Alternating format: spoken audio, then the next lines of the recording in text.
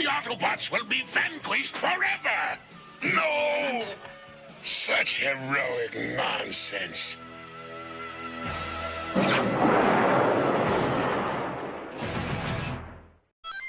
Last year saw the release of what I called the best official G1 show-accurate Optimus Prime in the Studio Series 86 Commander class version.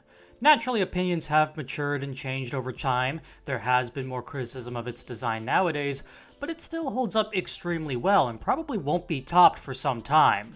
However, with the figure's release, the question of when Megatron will get his new upgraded figure naturally came up.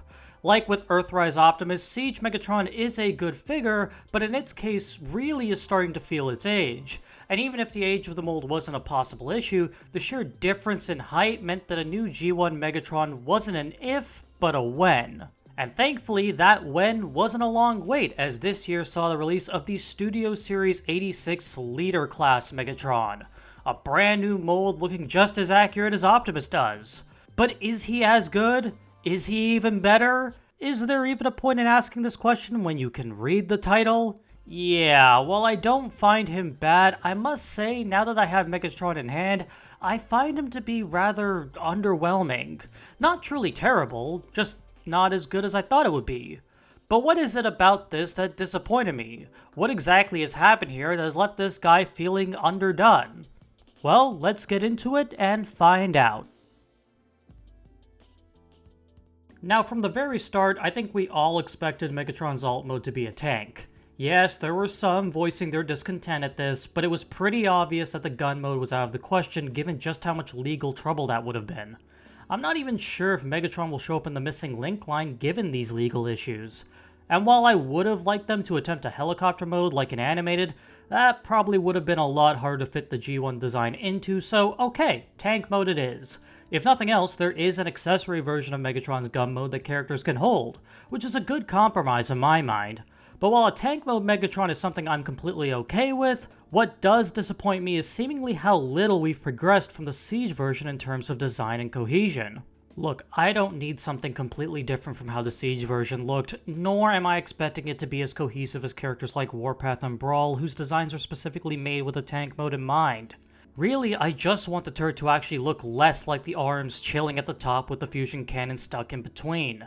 And to say that isn't really accomplished here would be a bit of an understatement.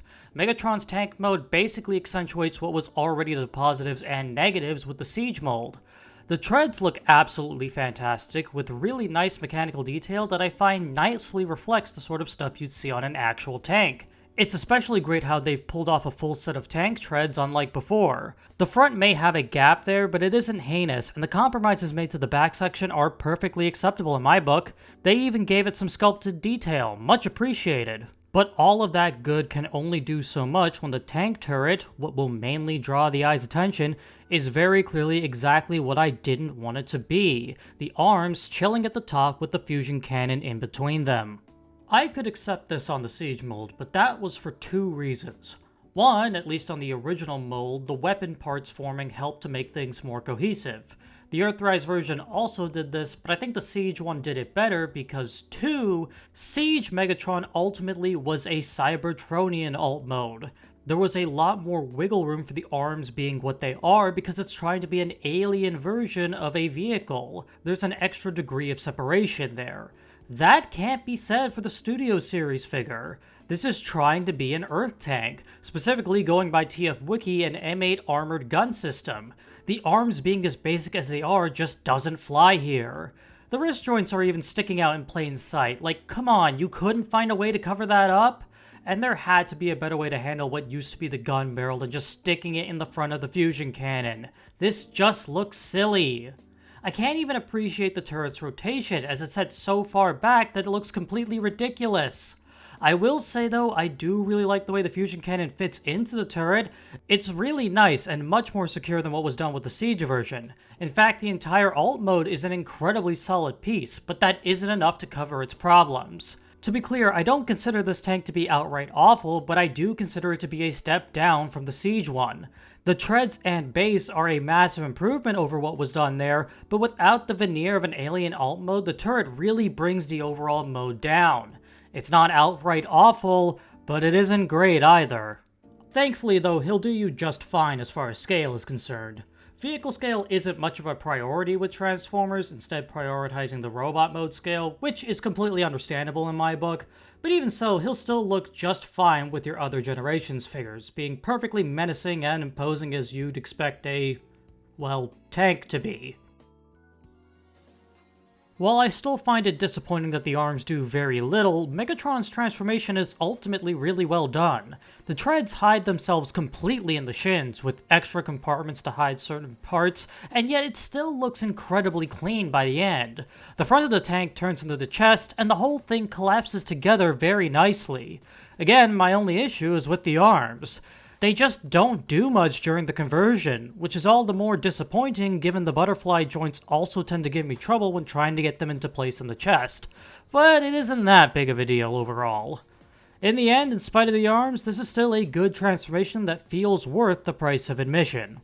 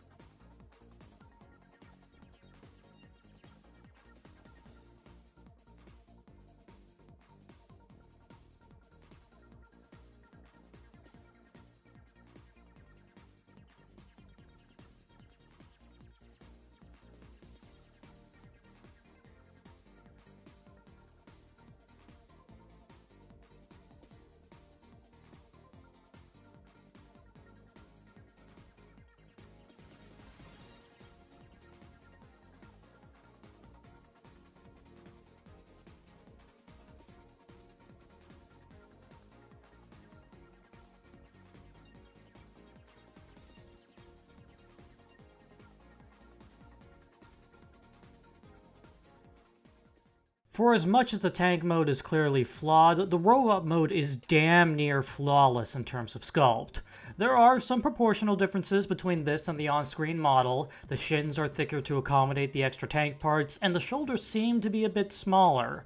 But this is all super minor stuff. Ultimately, what we have here is an incredibly well done Megatron. The most impressive thing to me is how kibble-free the robot mode is.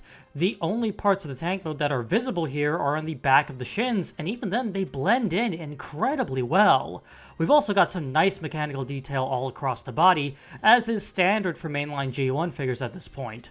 Weirdly, the shins have more detailing on their inner sides rather than the outer ones. A bit odd, but not a big deal. All of this topped off with the articulation. Megatron has everything Transformers figures are expected to have.